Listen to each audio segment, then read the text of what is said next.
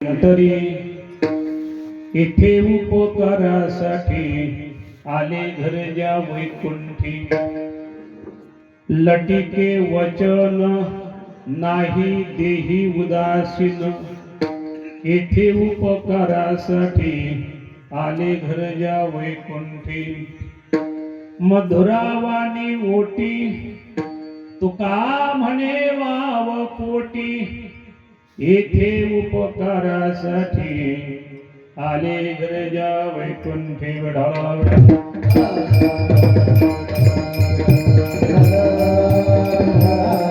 महायोग पीठे तटे भीमरथ्यां वरं पुंडरीकाय दातुं मुनीन्द्रहि, समागत्य तिष्ठन्तमानन्दकन्दं परब्रह्मलिंगं भजे पांडुरंगं। पांडुरंगा करो प्रथम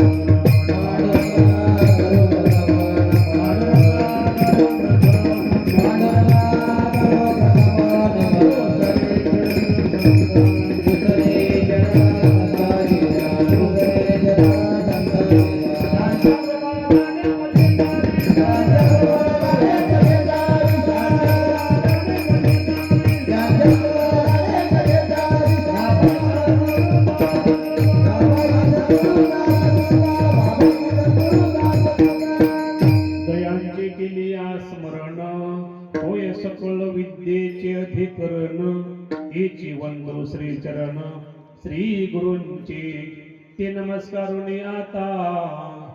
ओम नमो ज्ञानेश्वरा करुणा करा दयाळा, तुमचा अनुग्रह लाधलो पावन झालो चराचरी। काय माझी वाणी मानेल संतांशी, रंजवू चित्ताशी आपुलिया। माझी वाणी तुझे वर्णे गुण नाम, ऐशी देई प्रेम काही कळा। सेवेलागी सेवक झालो, सेवेलागी सेवक झालो,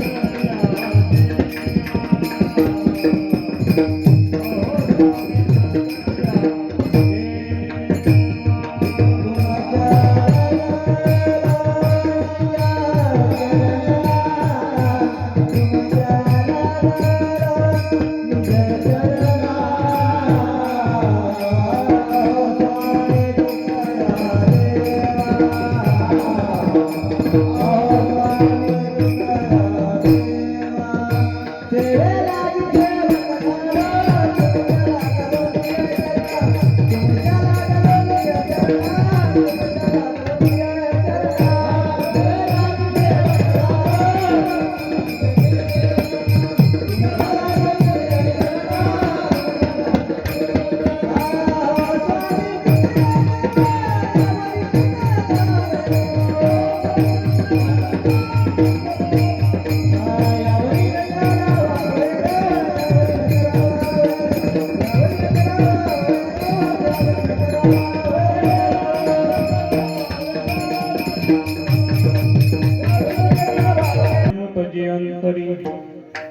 इथे उपकारासाठी आले घरच्या वैकुंठी।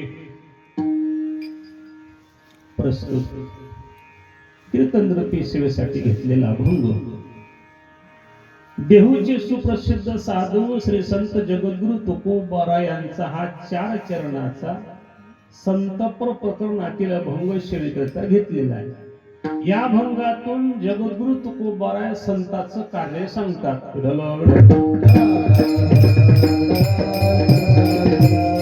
अभंगार बोलण्यापूर्वी थोडासा परिहार देणे इष्ट आहे, तो म्हणजे असा तुम्ही ही सेवा किम निमित्त आहे सर्वांना माहितच आहे. सालाबाद प्रमाणे या वर्षी आपल्या नया अकोला गावामध्ये सत्यनाथ महाराजांचा हा उत्सव संस्थांच्या माध्यमातून गावकऱ्यांच्या माध्यमातून साजरा होत आहे आणि या ठिकाणी ज्ञानेश्वरी ग्रंथाचं पारायण चालू आहे. व्यासपीठ चालक आदरणीय गुरुबंधू आशिष महाराज तसरे आणि त्यांचं ज्ञानेश्वरी प्रवचन चिंतन आपल्या गावात चालू आहे आणि या कार्यक्रमाला साथ संगत करणारे त्या त्या क्षेत्रातले दिग्गज कलाकार मंडळी, मला वाटते डोंगरे महाराज बरोबर, विवेक महाराज डोंगरे वायगाव,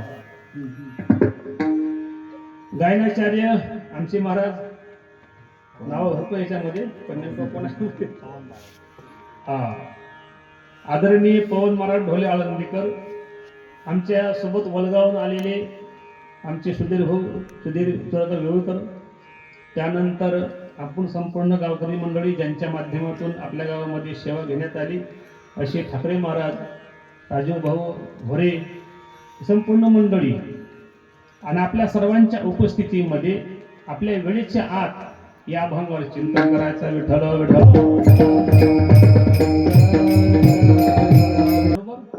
यांच्या सोबत आम्ही सात संगतीला होतो. हरिपाठ, टाकला, कीर्तन.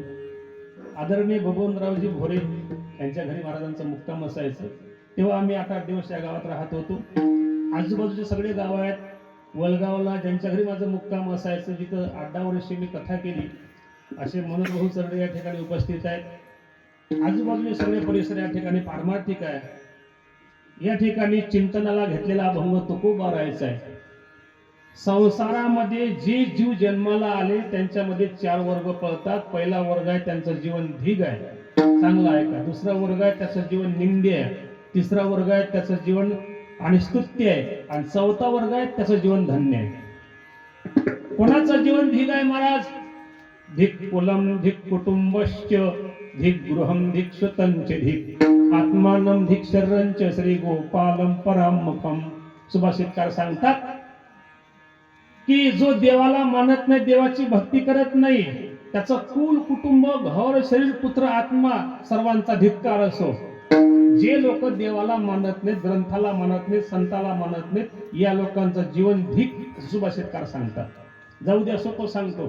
तुकोबाराय म्हणतात, धिक जिने जो बाईले आधीन परलोक मान नाही दोन्ही, धिक जिने ज्याची लोभावरी मन अतित पूजन घडेची ना, धिक जिने आळस निद्रा दया फार अमिता हर अघोरिया, धिक जिने नाही विवेक वैराग्य झुरे मना लागे साधूपणा, तुका म्हणे धिग ऐसे झाले लोक निंदक वादक नरका जाती. या अभंगातून तुकोबारायांनी 8 लोकांच्या जीवनाचा धिक्कार केला. स्पष्टीकरण सांगतो. तुकोबाराय म्हणतात, ज्या माणसाचा परमार्थ घरातल्या बाईच्या भरोशावर आहे त्या माणसाला इथंही मान नाही तिथंही मान नाही.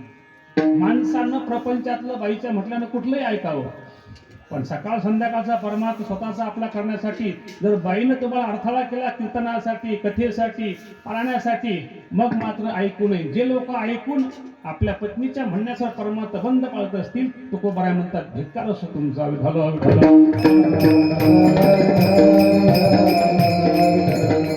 परमार्थ घरातल्या कोणत्या माणसामुळे बंद पडत असेल तर उपयोगाचं नाही आपलं जीवन. ऐका प्रपंचातलं. पैसा पाहिजे कमवा, शेती, नोकरी, व्यवसाय माध्यमातून हरकत नाही. प्रपंचाकरता वेळ पाहिजे तुम्ही द्या, हरकत नाही. पण स्वतःचा उद्धार करण्यासाठी काहीतरी वेळ ठेवा शिल्लक. लक्षात ठेवा. संप्रदायामध्ये संध्याकाळी हरिपाठ आहे, सकाळी काकळा आहे. घरच्या घरी काही नियम असतात. सकाळी ज्ञानेश्वरी वाचा, गाथा वाचा, एक पानच वाचा. स्वतःसाठी काहीतरी करा. ज्या प्रपंचाला तुम्ही भरपूर वेळ देता, प्रपंचातलं तुम्ही ऐकता परमार्थ करत नाही, लक्षात ठेवा, ज्या दिवशी हातापायची ताकद कमी होईल, शिव्या देईल, घरातले लोक तुम्हाला मानणार नाहीत, कळो येईल अंतकाळी, प्राण प्रयाणाची विडी, राहती निराळी रांडा पोळे सकळ, बाईल म्हणे खरं मरतातही बरं नाशिले घर थुंकोनिया. म्हणून साधू संतांनी तुम्हाला जागी केलं. उठा जागे व्हारे आता, स्मरण करा पंढरीनाथा, भावे चरणी ठेवा माथा, चुकवा व्यथा जन्माच्या, जनदारा पुत्र जन बंधू स्वरूपी सुन. सर्व मिथ्या हे जाणून शरण रेगा देवासी पत्नीनं म्हटलं तर परमार्थ बंद पाडू नये. जो परमार्थ बंद पाळतो बाईच्या म्हटल्यानुसार तुकोबाराय म्हणतात धिक्कार असो त्याला, इथं वर कुठं मान नाही. जीवन तुम्हाला मला सांगायचं आहे कोणाचा धिक्कार जीवन आहे. पुढे तुकोबाराय म्हणतात धिक जिने ज्याचे लोभावरी मन. पापाचा बाप कोण आहे? लोभ आहे. माणसाकडे लोभ असतोच, थोडाफार असावा, पण इतकाही लोभ नसावा की जो तुम्हाला नरकाला घालेल. काम, क्रोध, लोभ हे 3 नरकाचे द्वार आहेत लक्षात. आणि तुम्ही कितीही लोभ मनामध्ये ठेवला तर प्रपंचामध्ये कितीही कमाई केली तर काडी सुद्धा सोबत नेली नाही, नेता येत नाही, नेणार नाही. परमार्थातली काडी सुद्धा वाया जात नाही. जे सोबत येते ते मनुष्य करत नाही, जे इथंच राहते त्याच्या पाठीमागे आयुष्यभर राहते. म्हणून महाराज म्हणतात धिक जिने ज्याचे लोभावरी मन. अतिथी पूजन घडेचे ना. घरी कोणी अतिथी आला तर त्याचं पूजन झालं पाहिजे. जर अतिथीचं पूजन झालं नाही तर आपलं पुण्य घेऊन जाते. विठ्ठल विठ्ठल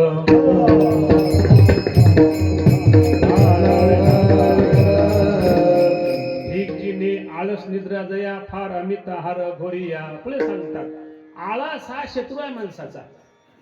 आणि शिक्षण असो, प्रपंच असो, परमार्थ असो, तुम्ही आम्ही आपले शत्रू बाहेर शोधतो. हा माझा वरी, तो माझा वरी, तो माझा वरी. पण आतले वरी बाहेर काढा. काम, क्रोध, लोभ, मद, मत्सर, दंभ, अहंकार, आळस. ज्यानं आळस अंगामध्ये ठेवला तो प्रगती करू शकत नाही. मग विद्यार्थी असो, संसारिक असो का पारमार्थिक असो, सर्वात मोठा शत्रू आळस आहे. आणि जो आळशी मनुष्य असेल तर जीवन चांगलं नाही. धिक जिने आळस निद्रा जया फार अमित आहार घोरिया. जो मनुष्य भरपूर खातो तो मनुष्य पारमार्थाच्या उपयोगाचा नाही. युक्त आहार विहार, युक्त आहार विहार,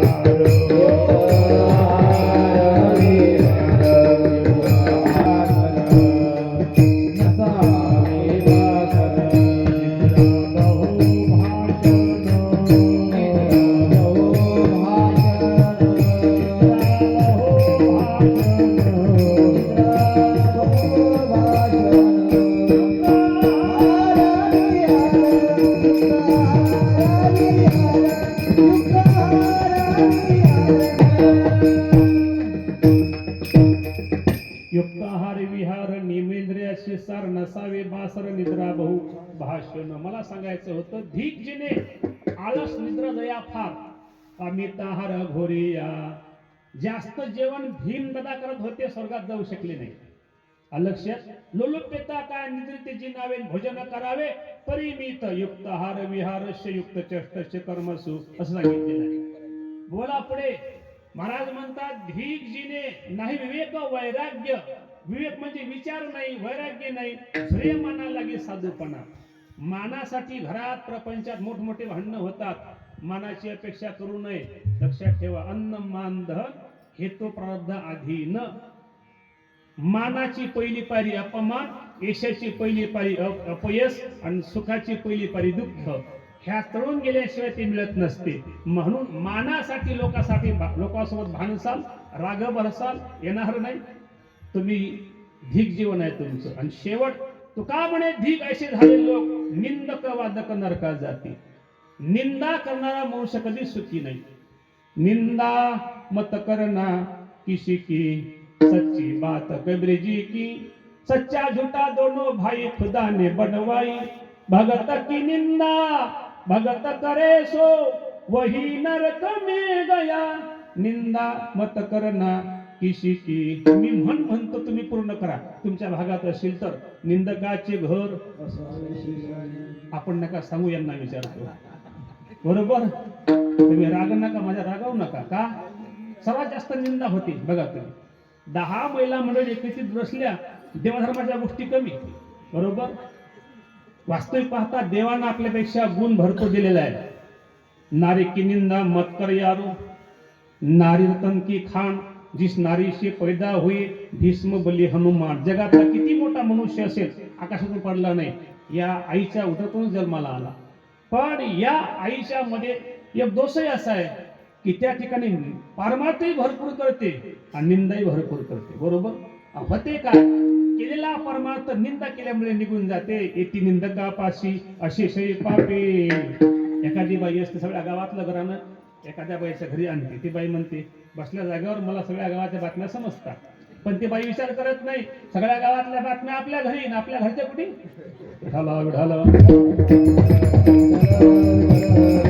अशी बाई आपल्या घरी आली, चांगला दुधाचा चांगला प्याला भरून चहा करा, चहा प्या बाई आणि निघून जा.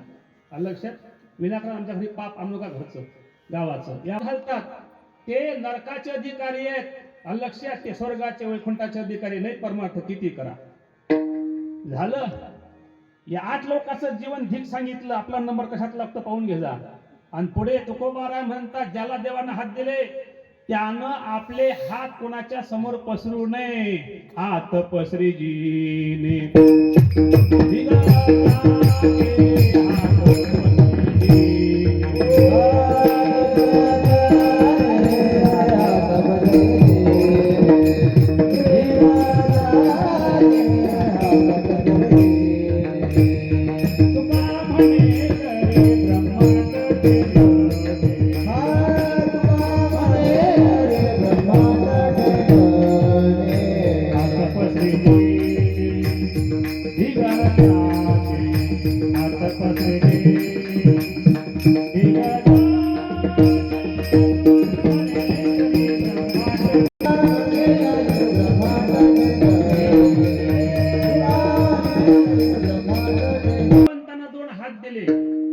शून्यातून विश्व निर्माण करू शकते. त्यांना कोणासमोर हात पसरू नये मला हे द्या मला ते द्या. भीक मागण्याचा अधिकार त्याचाच आहे. जो अपंग आहे त्याला हात नाहीत पाय नाहीत डोळे नाहीत. दिले इंद्रिय हात पाय कान डोळे मुख बोलाया वचन जेणे तुझोडशी नारायणाचे जीव पण भव रोग. काही काही घरातले मुलं म्हणतात की आमच्यासाठी काहीच केलं नाही देवानं. बापाला म्हणतात तुम्ही काय केलं आमच्यासाठी. लक्षात ठेवा तात्पर्य सांगायचं आहे ज्याला हात दिले त्याने हात पसरू नये. महाराज म्हणतात तुलसी कर पर कर करे करतल कर ना करे जिसदी न करतल कर करे उसदी न मरण बरे. कोणासमोर हात पसरू नये. हाताची शोभा दान मागण्यामध्ये नाही दान देण्यामध्ये आहे. हस्तम पवित्रम यदि दान पुण्यम पादम पवित्रम यदि तीर्थयात्रा मुखम पवित्रम यदि नाम घोषम हृदयम पवित्रम यदि ब्रह्मनिष्ठा हस्तस्य भूषणम दानम सत्यम कंठस्य भूषणम श्रोतस्य भूषणम शास्त्रम भूषणे किम प्रयोजनम.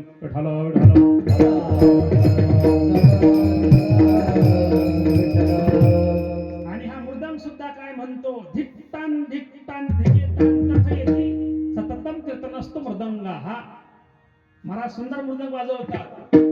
अनेक बोल त्यांच्या हातातून निघतात. तुम्ही कुठलंही भजन म्हणा मृदंग म्हणतो. लक्षात म्हणजे मृदंग म्हणतो मी निर्जीव असून सुद्धा भजन करतो देवाचं नामस्मरण करतो. भगवंताने तुम्हाला मुख दिलं तुम्ही देवाचं नामस्मरण करत नसाल तर तुमचं जीवन धिक आहे. धिक्तान धिक्तान धिगेतान कथयति.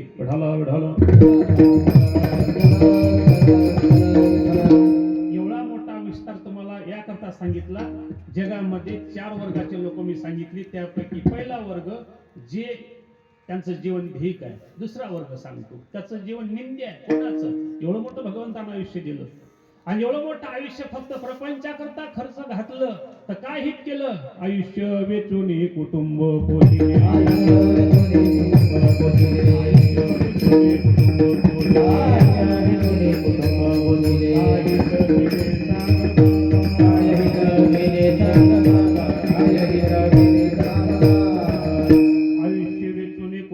पोषिले काय हित केले सांग बापा.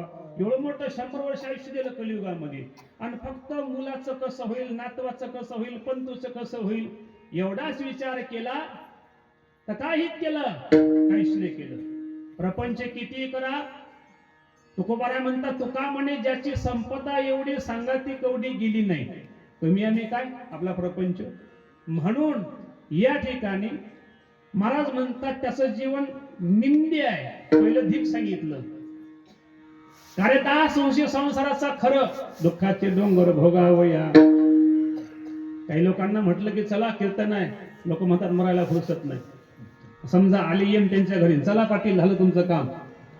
मग म्हणतील का दादा 1 लाख रुपये घ्या आणि पुढल्या वर्षी या मुलीचं लग्न राहिलं जमेल का बोला. किती रुपये द्या, किती सोनं द्या, एक क्षण तुम्हाला देणार नाही. मग ते देन चालले काय, मग ते देन चालले काय, संता संपदा राहील काहीच्या ठाई, संता संपदा राहील काहीच्या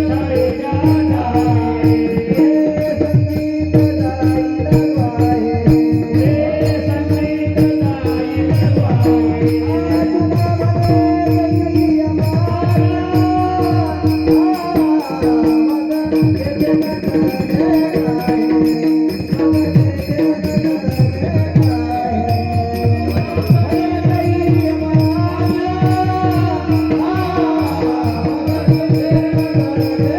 संगीत जाईल वाहे, तुला म्हणे मारा,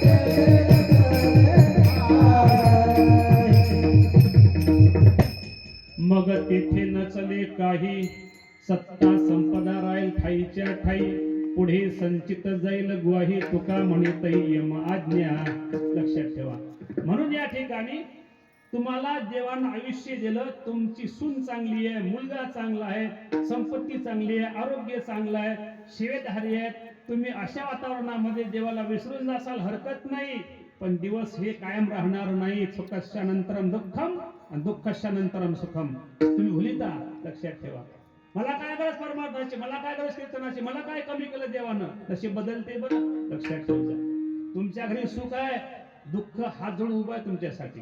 भविष्यात दुःख होऊ नये तर दुःख में स्मरण सब कोई करे, सुख में करे ना कोई, अगर सुख में स्मरण करे तो दुःख काय को होय. भविष्यात दुःख पाहिजे नसेल तर भुलीत राहू नका. तुम्ही किती श्रीमंत असा आणि किती शिकलेले असा, लक्षात ठेवा, इथं नाही चालत काही. तुम्हाला करावं लागेल परमार्थच. लक्षात. धुंदी आहे तुमच्या सध्या, धुंदी निघून जाऊ द्या आणि मग तुम्हाला समजेल. तात्पर्य सांगायचं एवढं, प्रपंचाकरता वेळ द्या, पण प्रपंच करता करता परमार्थ करून घ्या. कामामध्ये काम काही म्हणा, राम राम जाईल भवश्रम सुख होईल दुःखाचे. तुम्ही म्हणता पुढल्या वर्षी येऊ महाराज, या वर्षी मुलीचं लग्न होऊ द्या, पुढल्या वर्षी येऊ महाराज नातू होऊ द्या, पुढल्या वर्षी येऊ महाराज पंत होऊ द्या. अरे चौघाच्या खांद्यावर असेल तरी तो रिकामं सापडणारच नाही. आयुष्य तुम्हाला लिहून दिलं का, इथलं आयुष्य आहे म्हणून सांगता येत नाही. क्षणभंगूर नाही भरवसा.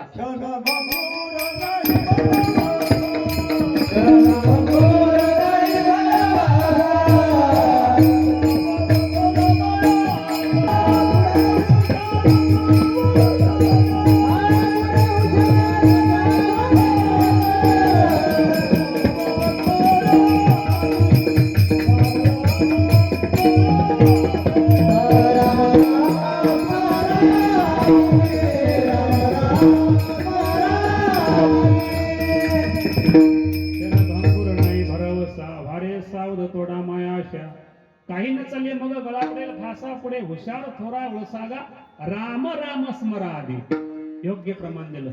याप्रमाणे या ठिकाणी सांगायचं तात्पर्य की आपलं जीवन निंद्य करायचं नाही, भीक करायचं नाही. पुढचं जीवन स्तुत्य आहे. तिसरं कोणतं, प्रपंच करता करता ज्या घरातले माणसं बाया परमार्थ करतात जीवन चांगलं आहे. प्रपंच करता करता श्रीमंत असो का गरीब असो, सून सासू सासरे सेवा करते आणि मुलगा आई वडिलांची सेवा करते, जीवन चांगलं आहे. पुढचं, त्यांच्या घरात चांगले पुस्तक आहेत, चांगले ग्रंथ आहेत, वाचतात, जीवन चांगलं आहे. आणि जीवन नीतीनं जगतात, अनितीनं नाही. ज्या घरामध्ये अनितीनं धन येते ते माणसं श्रीमंत होतील, पण त्यांच्या मुलाला बाळाला कोणत्याच माणसाला सुख मिळणार नाही, समाधान मिळणार नाही. श्रीमंती वेगळी, समाधान वेगळं. लक्षात ठेवलं. कारण एकनाथ महाराज म्हणतात, अनितीने धन आलं तर 5 मार्गाने निघून जाते. दायाद चोर राजा आगी, अधर्मी रोग संचरी अंगी, हे 5 धन विभागी द्रव्या लागी पावती. 23वा अध्याय एकनाथी भागवतातलं. लक्षात. दायाद म्हणजे भाऊ, अनितीने धन आलं लोकांच्या मानामुळे भाव भांडणं होतात. दायाद. चोरी होते, चोर पैसा घेऊन जातो, सरकारला समजलं धाड टाकते, पैसा घेऊन जाते. अचानक आग लागते, नाही 4 गोष्टी झाल्या, असा रोग होते, पैसाही जाते जीवही जाते. म्हणून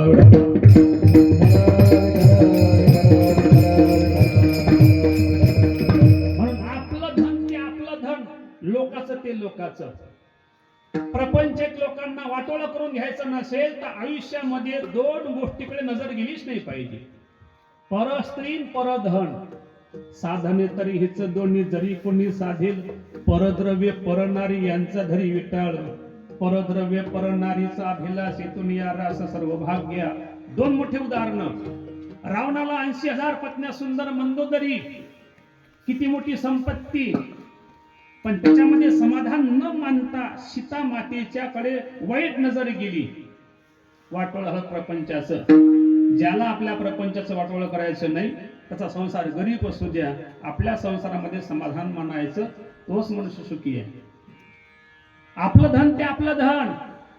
दुर्धनाकडे 100 भाऊ, 1.5 सैन्य, पण पांडवांची संपत्ती आपली झाली पाहिजे या प्रयत्नाला लागला, 100 भाऊ गमावून बसला. याच्यापेक्षा मोठं उदाहरण नाही.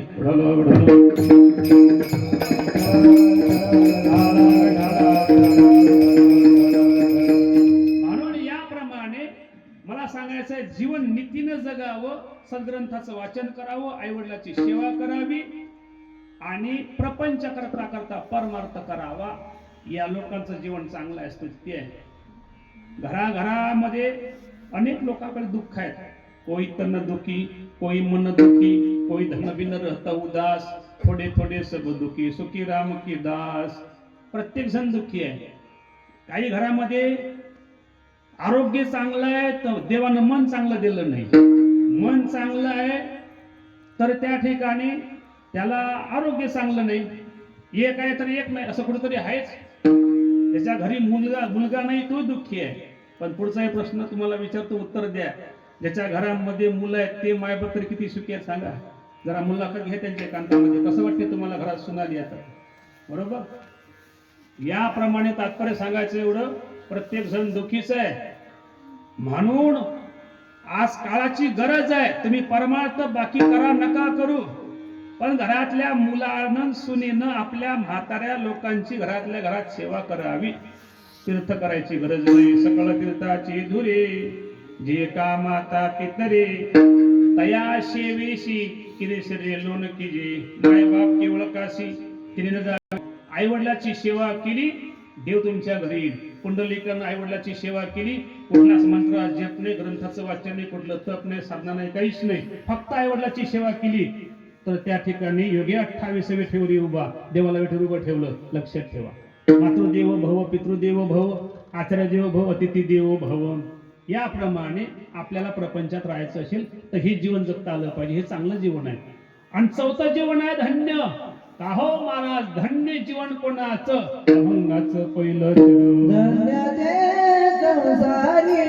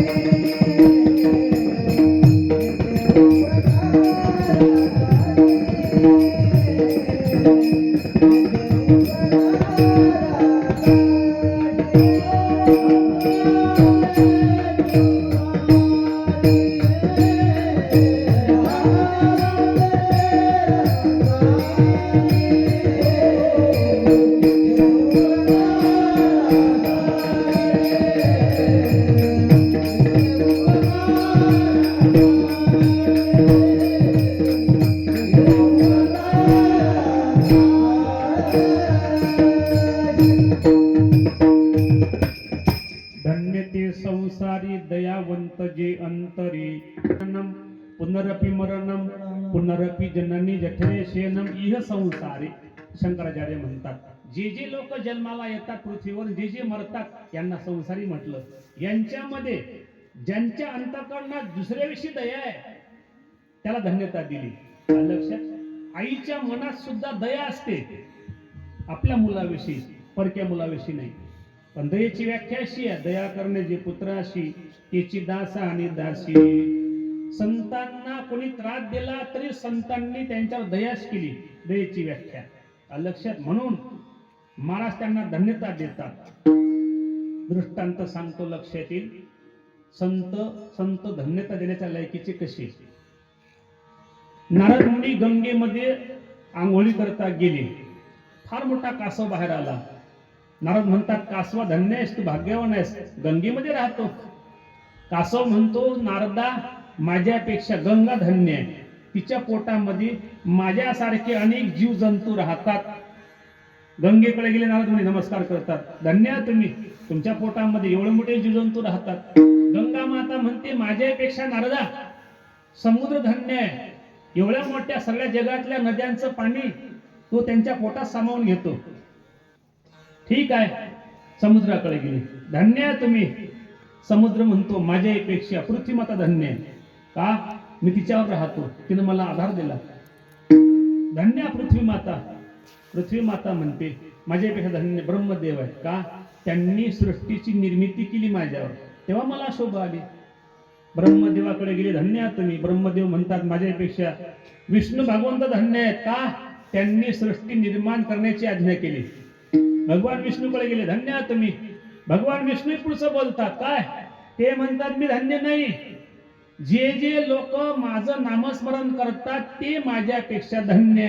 धन्य जगी तो